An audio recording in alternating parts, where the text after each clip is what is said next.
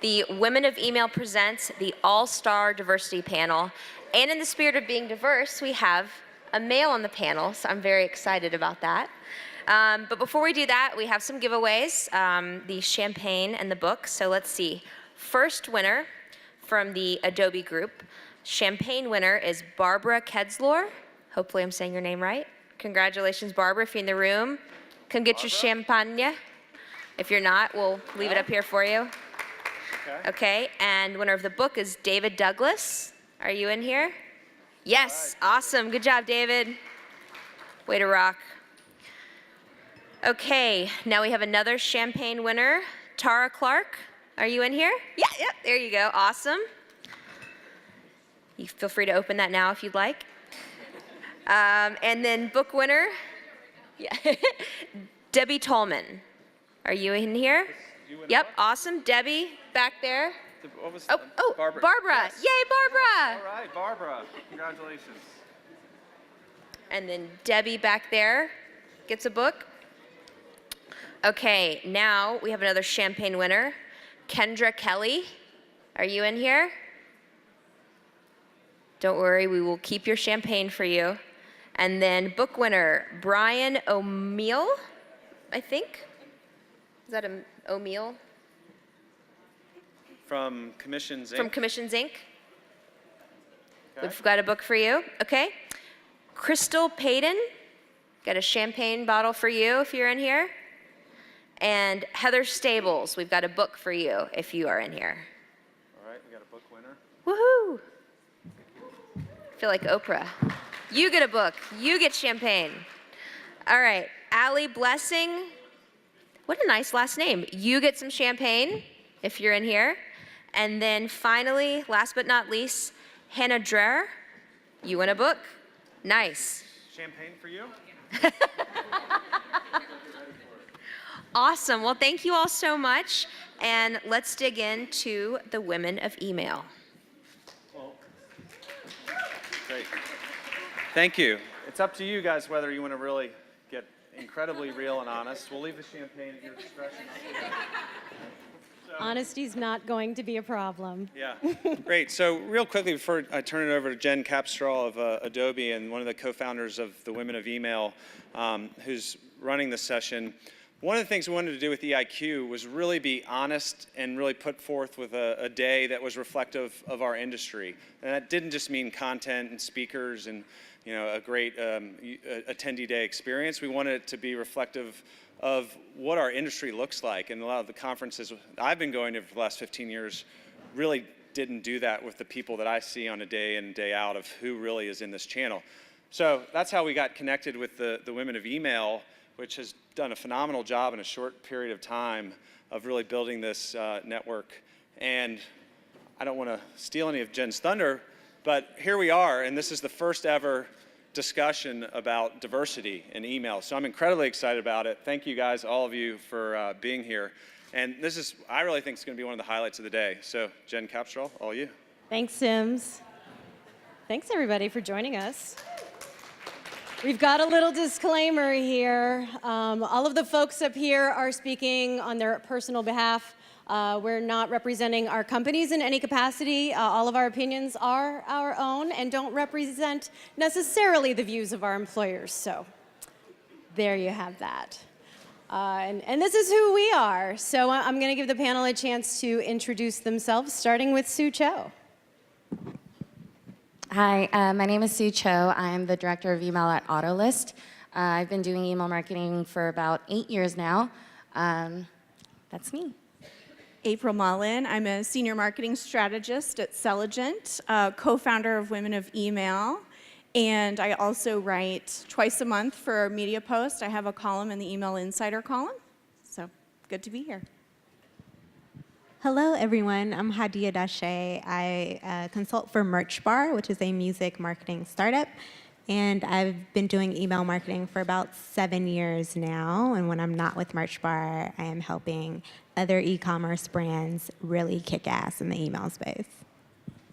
Bruce Hammonds. I'm the VP of Marketing at Deal News, and I've been in email for about 15 years. And as Sims mentioned, I'm Jen Capstraw. I'm a consultant at Adobe, also a co-founder of Women of Email, along with Miss Kristen Bond and Laura Atkins from Word to the Wise, who wasn't able to join us today.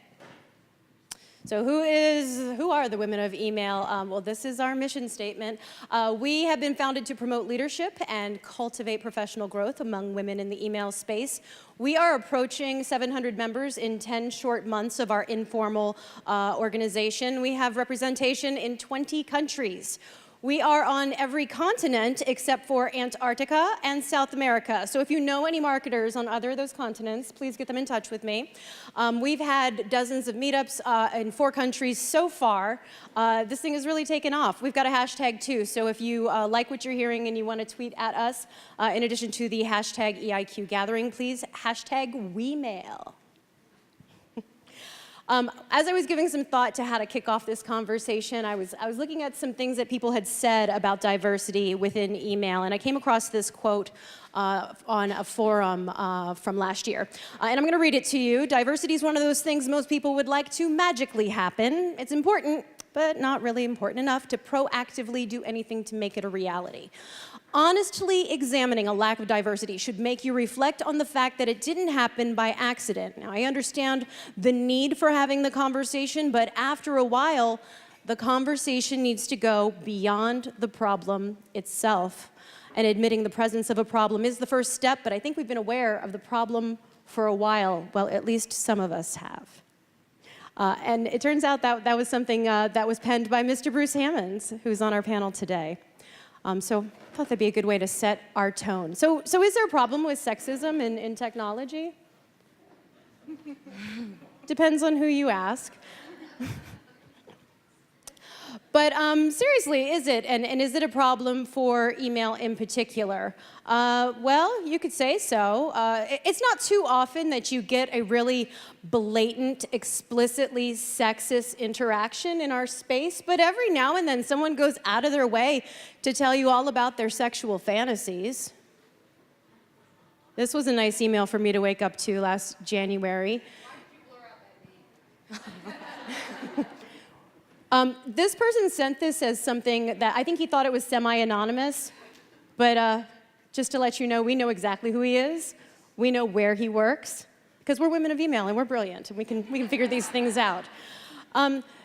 So things like this do happen, and I know I've been on the receiving end of some forward and explicit advances in professional settings and at conferences. Something like that recently happened to April. Inappropriate messages online as well through professional channels like LinkedIn, and Hadia had an incident like that. You want to tell us about it? Yes, so, I mean, although I am a single person, I am not really looking for eligible bachelors on LinkedIn. However, that does not seem to deter eligible bachelors for looking for me.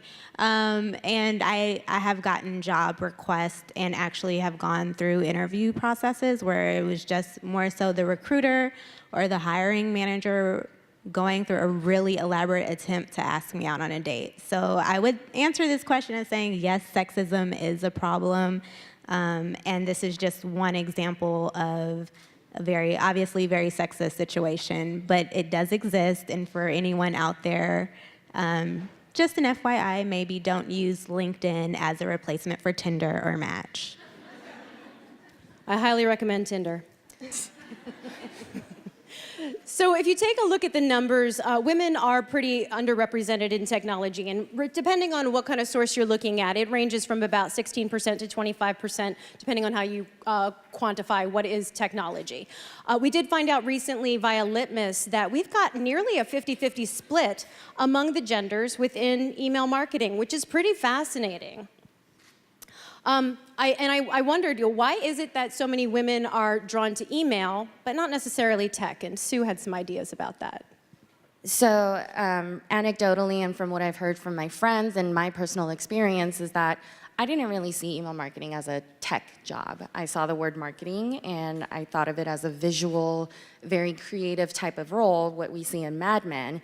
But in actuality, email is a very extremely technical role. You have to know code, you have to understand analytics, And so I think we as women get our entryway into thinking this is a creative marketing position, but in actuality, it's very technical, and guess what? We're pretty awesome at it.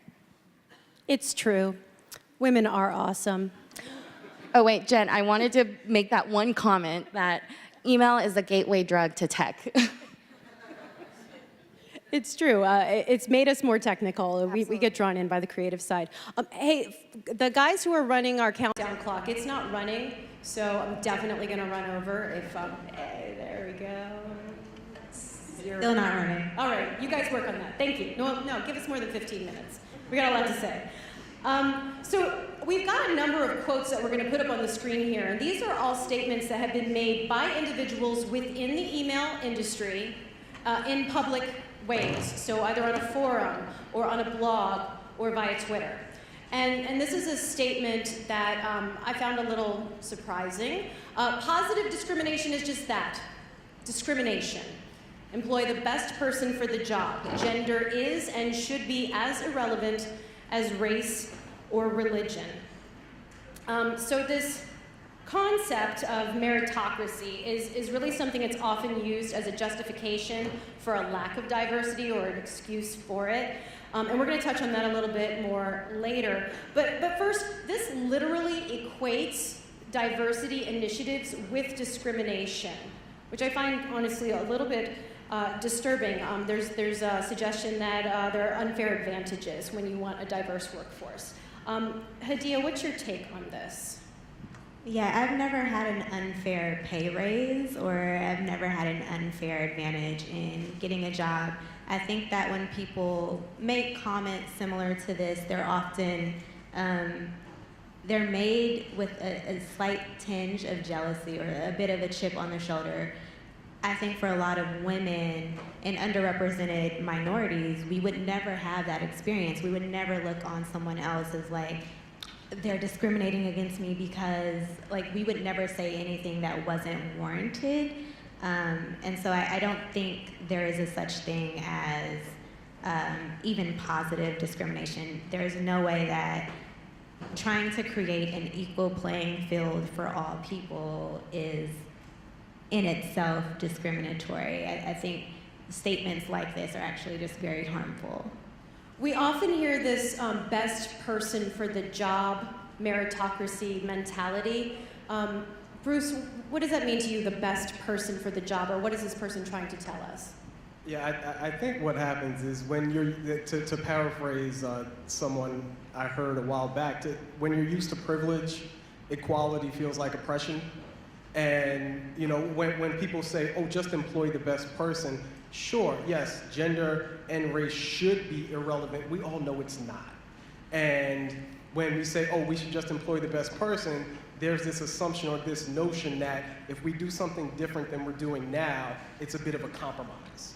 And we're making special accommodations, and that's just not the case. If you're gonna think about trying to achieve diversity as some compromise that you need to make or some lowering of standards, then you're doing it wrong and you probably really don't care about it, and you know, that's just, it's not a very good outlook to have. I think we get hung up on this idea of who is the best person, because if someone were to ask you who's the best person for your job, or a job that's like yours, aren't you naturally going to think, well, someone like me is ideal for this job? And that's going to lead to a lot of homogenous organizations. But does it really make sense for there to be 3 of you in one place, and you're hiring a 4th and you hire someone just like you? Instead of maybe looking at who's the best person, who's the best member of the team? What's going to make us more well-rounded and give us more points of view? And a great example of this is if you were to think about who are the best basketball players out there today, and if you put all of them on the same team, would this be a winning team? Would it? No, they're all point guards. They'd be a terrible, terrible team. So diversity has immense value from that point of view. It's hard to juggle all of this. So let's talk a little bit more about this concept of meritocracies. I read a study, there was a company, a large company that was very proud that they were very merit-based. And they invited this researcher to, sure, come on in. Like, we are all about merit-based advancement in our organization, and you can study us, and we know that we're killing it here. And the researcher found that women, minorities, and non-American born employees were actually working much harder to get the same performance evaluations as white men, basically. And they also found that there were some discrepancies in their pay increases. These were very small discrepancies because they were making a very conscious effort to be fair and to be merit-based, but the discrepancies existed nonetheless. And even though they were small, over time they compounded. And so even a minor fraction of a percent over a number of years could add up to tens of thousands of dollars that you're not taking home.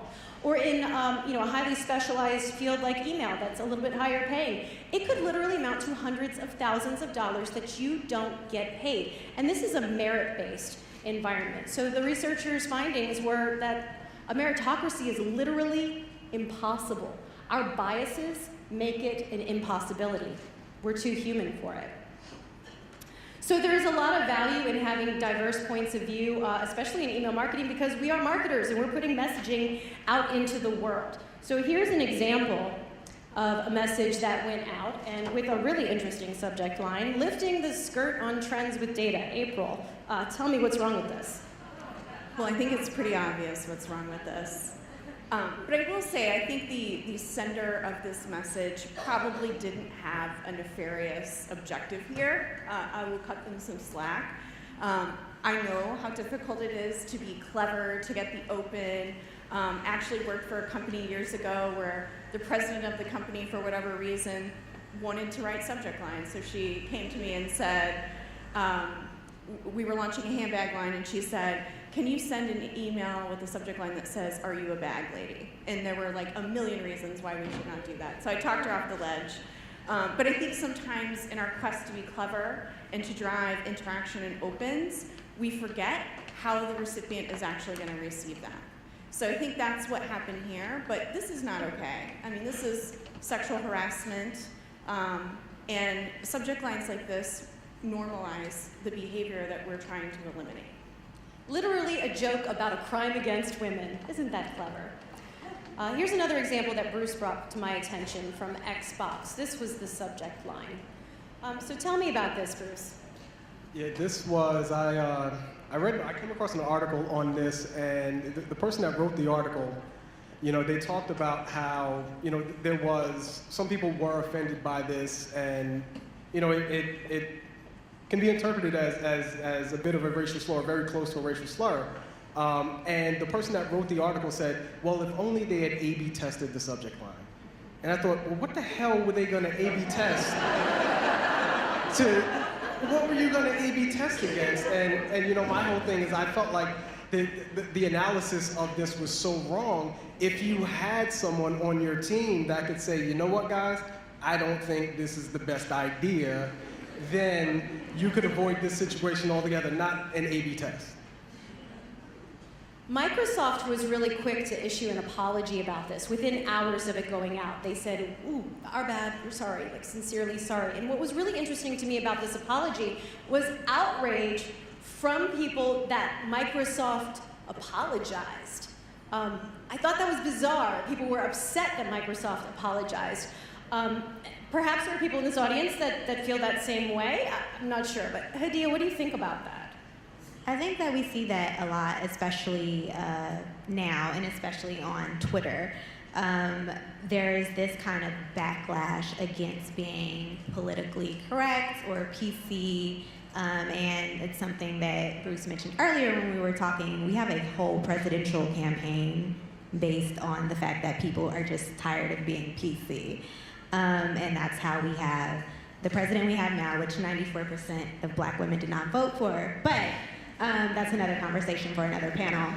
I think that, when you are in email marketing, and this is just, it's a really bad mistake, but it could have been way worse in a subject line. I think those things happen, and I think as a company, just off, the bat, you should apologize for those things, because you never know who you're reaching, and you don't know who you're offending, no matter how great we think we are at segmentation and personalization. So I think Microsoft did the right thing. I think the outlash to a apology is just ridiculous. And Sue, you had kind of a personal tale of your subject line going sideways. Tell us about that. So this was my first email job. I was working for JDate. For those of you who don't know, it's a Jewish dating site. Much before Tinder existed, it was JDate for the Jewish people. I wrote all the copy for them. I was a slim email team. And it was a Valentine's Day promotion. And me being an email marketer, I need to shorten my subject line. I wanted to turn Valentine's Day into V-Day, which I did, and I sent it out to my QA people.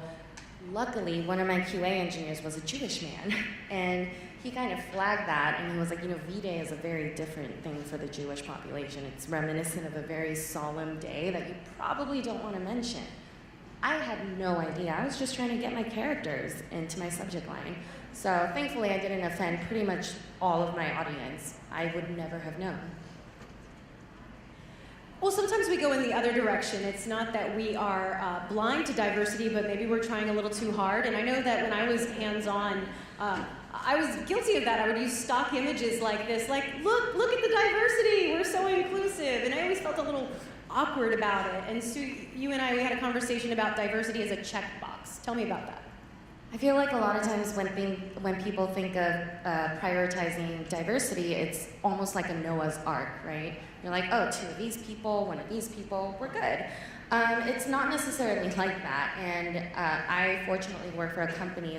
We're small, we're 15 people now, and they've been around for 4 years, Autolist. They were all men for 4 years. I was their second female hire. The first female was hired a week before me. And they knew they needed to diversify. They couldn't find the right talent. So even if it was top of mind for them, they hired as they needed. And we're in the Bay Area, so what was happening is they would find talented female engineers, like they're already employed by Google or Twitter, and they're not leaving them for a small startup. So they didn't use it as a checkbox. They didn't force employees to come in just because, hey, we need more females. They kept it as a priority, and they finally got to it in 4 years. And guess what? I'm going to promote the hell out of that and diversify the hell out of this company. I love it. So there are a lot of studies that show a really direct connection between diverse teams and ROI.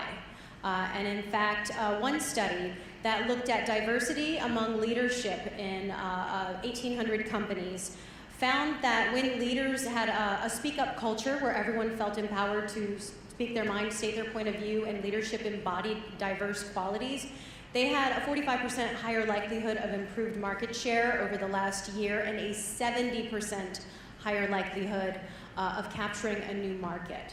These are some really impressive numbers. There's a clear correlation between your bottom line and how diverse and open your culture is. And this is a quote from that study. If innovation is the holy grail, then diversity should be a company's unrelenting quest. Hadia, what's your position on this quote? I agree with this quote. And just from a business standpoint, I think diversity is the only thing that makes sense, because from a business standpoint, we're all here as marketers to make our businesses money. I don't know about any of you in the office, in the audience, but I like my chips with dip, meaning I like lots of money. I like money in my paycheck. I like to make money for my company. So I think that for me, as an email marketer, I know not to send out emails with these very, with illustrations or with people in them that are not representative of maybe a wide audience, because I don't want to turn people off. I know that I don't want to be very pigeonholed with messaging or being too niche, because I want to be able to reach out to as many people as possible, and I want people to feel comfortable with my brand. I don't want people to ever feel excluded. There are some companies out there that are okay with exclusion for whatever reason. Maybe they don't like money. That's a different conversation. But again, I think that if you are looking to innovate and you're looking for that next big thing, you have to look around you, and around you has to be, greater than just next door. You have to be open to explore. So does everyone here like their chips with dip? I do. But Bruce, when we talked about quantifying the value of diversity, tying it back to revenue and a bottom line, you took issue with that. So let's talk about that. Sure, I just have there's just something about it that just feels a little icky to me. Just feels a little off tying revenue back to people. And you know, I don't think anyone ever says, you know, oh, what's the ROI of my white guy engineering team? And you know, if you have someone that looks at diversity as, oh, this is thing I have to do. I hired 3 women. Why aren't we? You know, why isn't revenue up 40% year over year? I think that's the wrong way to look at it. I think there's a long-term goal with this, and I just don't want people to say, oh, well, I hired one of these and one of those, and revenue hasn't gone up. Well, what the hell's going on? See, this is why I didn't think this hasn't been a good idea. So that's my discomfort with it. It makes sense. And we don't want to be walking around with dollar signs on our heads. But we are all held accountable as a team for our performance. And we do have some data that backs up that a diverse team is going to deliver better, ideally, under the right circumstances. So if your diverse team is not delivering, maybe that's an opportunity to figure out why. Maybe it doesn't have that open, speak-up culture. So Women of Email evolved shortly after an article came out by Kristen Bond talking about the representation of women at email conferences. And we've been talking about this for the last 10 months. And here's a quote that someone had about that issue. I don't think there's ever been a deliberate attempt by email conference organizers to overlook women speakers. In April, you speak at quite a few conferences. I put a conference organizer on the spot and said, hey, what's the problem? Where are all the women at? And he said, I just can't find them. I look, I reach out to my network, but they're just not out there. What do you think about that?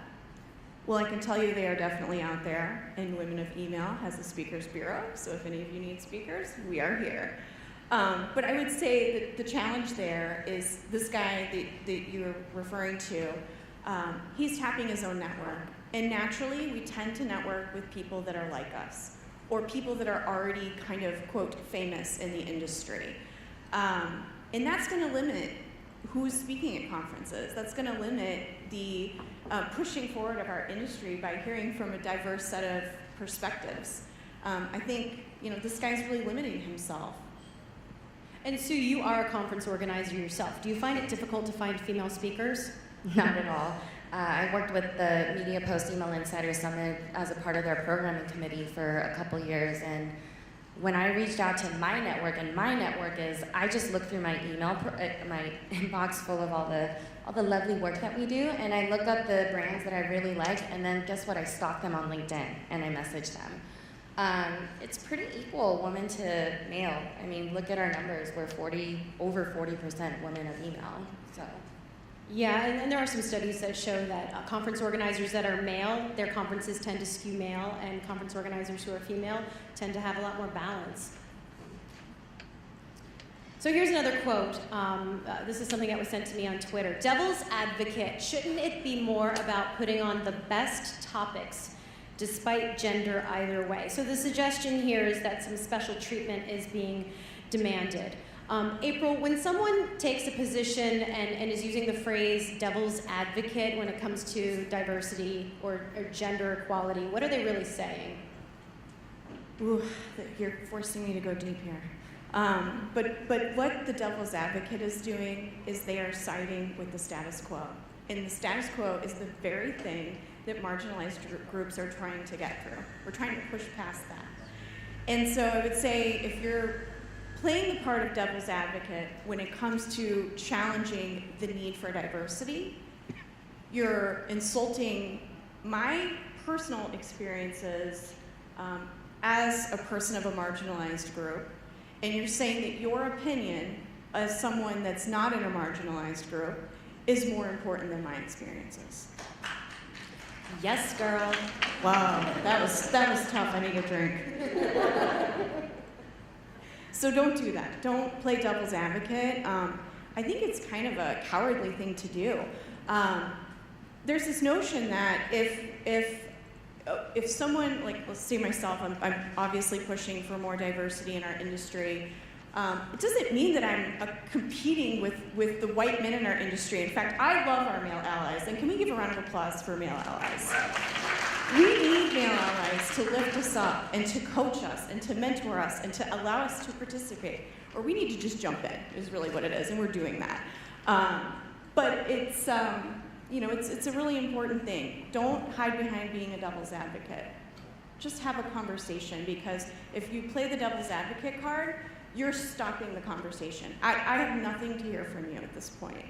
Versus if you say, I'm curious about this, I'm not sure I totally understand it, or I don't even know if I side with this, but help me bridge that gap a little better. We want to build bridges as marginalized groups. We want to be a part of inclusion. And so I guess that's the most advice I can give on that. And Jen, I had the same. I played the devil's advocate with myself before I decided to really join Women of Email, and I had a period of, wait, do I really support this cause? Are we promoting favoritism to women? And I had to do a little soul searching, and I talked to my network and got some clarity, and I saw it from a different perspective, which is why I'm standing here, because I have my perspective, and I felt that it was very important to stand up for that. So there's, it's always nice to check in, but have a conversation. We've got a quote here from a woman who says she had a fear of public speaking. Women are just not likely to volunteer. We're just not that well known. There's a lot happening in this quote. Sue, you and I talked about how girls are socialized and how women are treated in the workplace, and you've got a personal experience to relay. Well, as you can see, I'm an Asian woman, and I don't know how much experience you've had with Asian women who were raised by very Asian women, but I was raised to not speak unless spoken to. As an example, one of the female duties that I had to do was prepare lunch for my brother who was playing video games on summer break. And the reasoning was because you're a woman and that's what you do. So that's the type of environment I was raised in. Now, imagine that girl as a 20-something-year-old in the office. What my mother tells me now is just keep your head down, do your work well, and you'll be recognized. Don't make too much noise, people don't like that. And I have to constantly battle that. And how do you think that translates into the world of business where men aren't taught to be like that, especially Asian men? And I'm just taught to just keep my head down, do your thing, and you'll be rewarded somehow. Yeah, and this is a topic that we could really talk, I'll have a whole other session on, actually. But there's another reason that women are not getting on stage, and that's because they're afraid. And they have a very good reason to be afraid, and it's because they are judged, and they are judged very harshly. And this is a statement that someone made about women speakers at email conferences. Women are trying to be up the ante. I think maybe that was a Freudian slip. But performing better than men, and oh my God, hashtag awesome, but stop trying to play by the rules of men. So Hadiya, what do you suppose the rules of men are? I have no idea. I know I kind of work for a men's lifestyle site, but I don't know what the rules of men are. I kind of just play by my own rules and kind of guide myself. When I'm out working, I'm competing against myself. I'm not trying to compete against the next male next to me or the next woman next to me. This is really about myself and advancing myself. This quote kind of bothers me because it makes me feel a little upset that she would think that he or she, it was check myself, would think that men had rules to begin with. Like from the outside looking in, I'm not a man, but I feel like men do not play by any rules. So I don't get why women have to have rules to abide by. Truth bomb. The sentiment's not really limited to men. This is actually a quote from a woman. I can't tell you how many times I've run into women who are trying to prove that they have bigger penises than their male counterparts. And this is what a woman has to say about other women. And those asterisks are hers, not mine. We're criticized, we're told, okay, you're not advancing, you're not getting where you want to be because you're not assertive enough. You're not behaving like a man. And then when you do behave like a man, then you're bossy, and that's not good either, or you're criticized in this way. But then if you act like a woman, you're criticized for that too, and that's something that I experienced just last week. I spoke at Adobe Summit.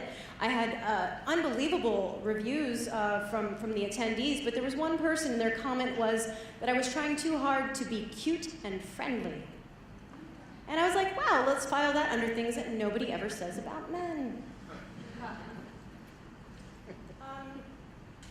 Sue, as a conference organizer, you have run into some issues with women who are afraid to take the stage. As many women and talented email marketers as women as there are, it's hard to get you guys to get up on stage. We have a little stage fright.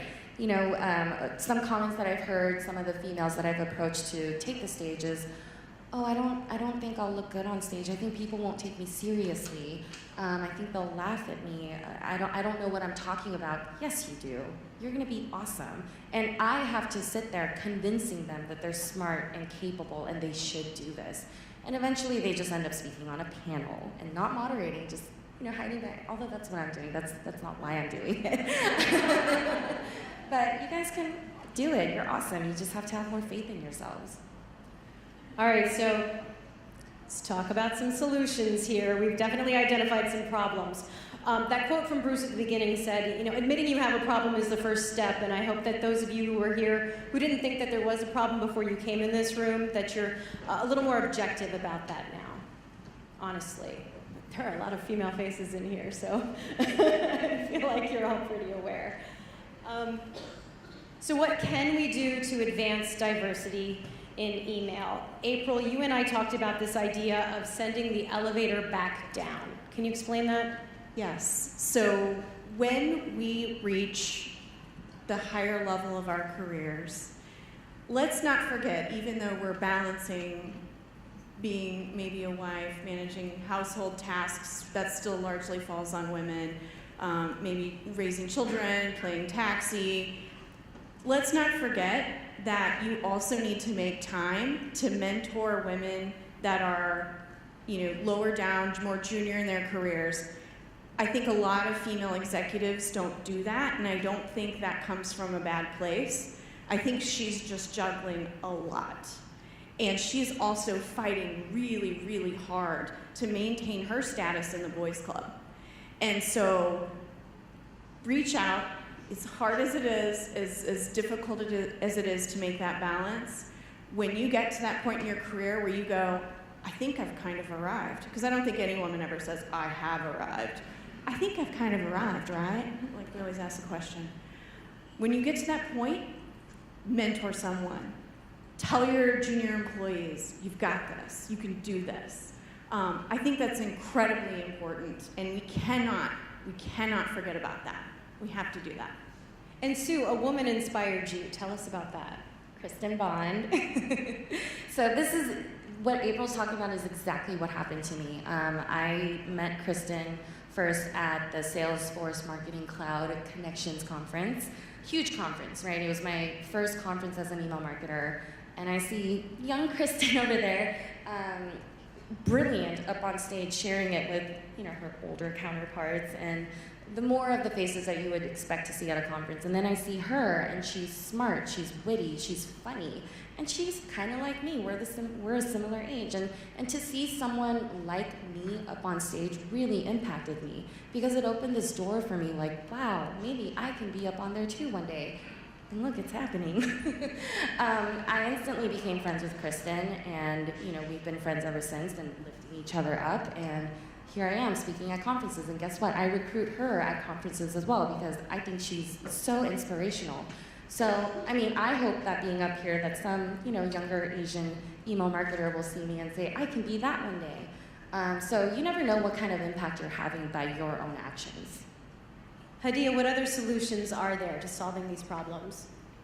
I think just being more inclusionary in our workspaces. I was speaking earlier about where I am now. We do a really good job of doing things during the workday. I've been working in tech for like 7 years. That's a lot of 12-hour days, a lot of being the only woman, a lot of working around single males, or if they are married, it's okay for them to be at work all day because that's just what they do. And when I was at those companies, they always wanted to have these team events that happened that just after work, or they would be like really bro culture types of things. And at the end of the day, it was a team event that was really for like the 5 people who worked on the engineering team. It wasn't for the entire company. So I think when we do things that are more inclusionary in our office, maybe at lunch hours, or finding ways to reach out to our counterparts during the workday, again, like respecting the fact that everyone has lives outside of work. I think when we make spaces for each other during the workday, that's also another way to kind of boost each other up, because we don't know what people are dealing with outside of work. Almost anybody can like just push through to make it to work. But we kind of, I think a lot of companies, and especially with me being in Silicon Valley in tech, take advantage of the fact that people just come to work, and we do kind of think you want to be at work all day, every day. So I think just creating spaces for your coworkers, for your employees to kind of flourish throughout the workday without having to necessarily do extra work is just a really simple way that you can give your coworkers and your employees a lift. Bruce, bring it home for us. What are the solutions? To be honest about the assessment of your culture, and to really look at, is your culture right now conducive to supporting a diverse work staff? And it's not just about adding more headcount of women or people of color, or you could add as many women as you want, but if you have a shitty bro culture, then people aren't going to stick around. And guess what? Consumers hear about that now. Ask Uber about that. So it's not just, are we adding more headcount of this kind or of that kind? You really have to be very specific about your self-reflection and understand what are the issues we have and what are we trying to fix. And I would say specifically for men, use your privilege to speak up for other people. And if you recognize that, because there are a lot of companies that have bro culture, and there are things that happen in meetings or on offsites or whatever, and people say, oh no, she's cool with it. She's fine with it. She may not be cool with it. She may just not want to have to bring it up, because that shit's tiring and it's exhausting. And when you always have to defend things, people don't always want to bring it up. So I would say, if you are in a position of privilege, use that to help other people. Yeah, and to was that an applause? Please carry on. Speaking of using your privilege to help others, your power, your position, we've got some shout outs here where individuals from some companies in our industry have reached out to women of email and done their part to really help advance our mission. So I just wanted to give those shout outs right now. Sims, thank you so much for giving us this opportunity and bringing light to the problem and to talk about these solutions in a forum like this. When this issue first came up, Perry Malma-Frazee offered to share the stage with a woman, and we gave a woman her very first speaking opportunity as a result. Elliot Ross from Taxi, he's always trying to create opportunities for women to speak at his meetups in the UK. Jason Rodriguez and Kevin Mandeville at Litmus, they're often bringing up women of email in their podcasts. Justine Jordan is a member, and she's done a lot for us as well. Matt from Really Good Emails has been talking to us about how we can collaborate together. Movable Ink and the EEC have contacted us to identify some speakers for their events, and so thank you to all of these organizations and individuals who are using their privilege and their position to help advance this very important issue. Applause.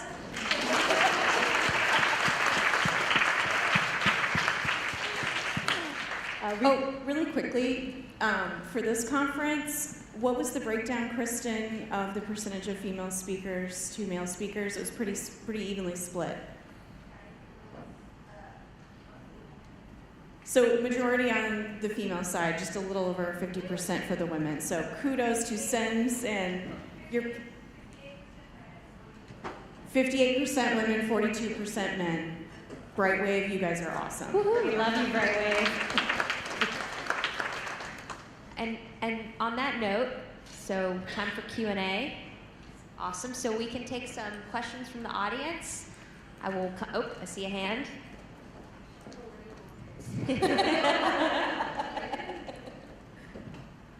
It's not really a question, it's just sort of like, I guess, a discussion point in terms of like handling sort of what you were talking about in terms of like what made me think of this question was when you were talking about the bro culture. And you know, it's really easy to feel like combative toward it if you're trying to like stand up for what you believe. And I found that that's not really helpful. It just sort of, it doesn't help anything. And it kind of makes me think of, you know, when our former First Lady Michelle Obama said, when they go low, we go high.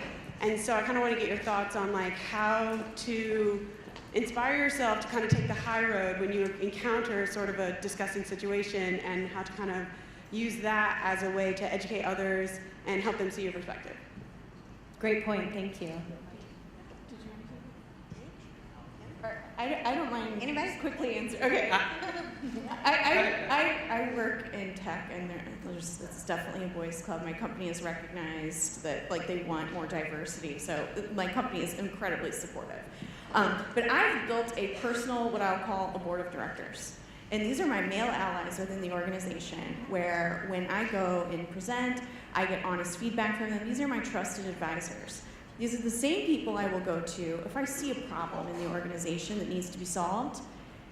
You're right, it seems combative if I do it, but if I go to a male ally and say, hey, this is not right, we need to figure out a solution here, they will help facilitate a really good and productive resolution that is usually well received because of who it's coming from.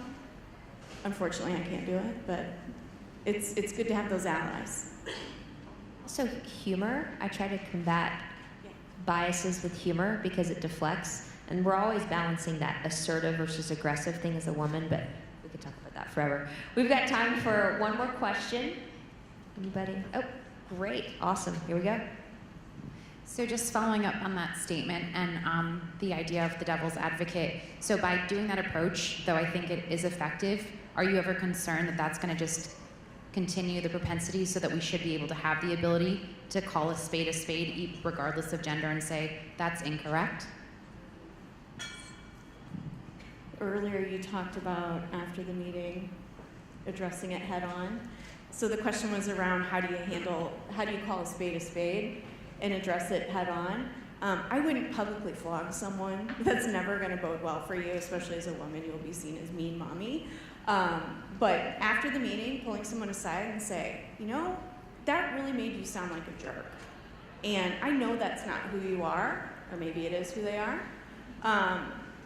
But sometimes people just need to have the mirror put in front of them and be like, you're kind of a jerk. But do it in private. Have that conversation. I think we need to have more conversations in general. I would just butt in and say after the meeting, send an email, because you always need that paper trail just in case, as we have learned from various tech companies that have had hiccups in these last couple of months. But that's my only point. No, and I think the high road can be overrated a little bit. And sometimes you just need to be real with people. And, you know, some people just need their shit explained to them sometimes. So look, we spend 8, 9, 10 hours a day, and you want to be happy at work. And, you know, you don't want to, you don't want to be part of the reason, you know, whether you're just trying to be, you know, you're just trying to go along to get along, it's not really helpful. And I don't think that really helps, you know, to improve your happiness at work. And so, you know what? If you need to give somebody an honest assessment about their BS, do it. If you want to join Women of Email, visit our website. We are accepting applications for women. Coming soon, a men's membership category, so that you can all be advocates for our mission. Thanks, guys.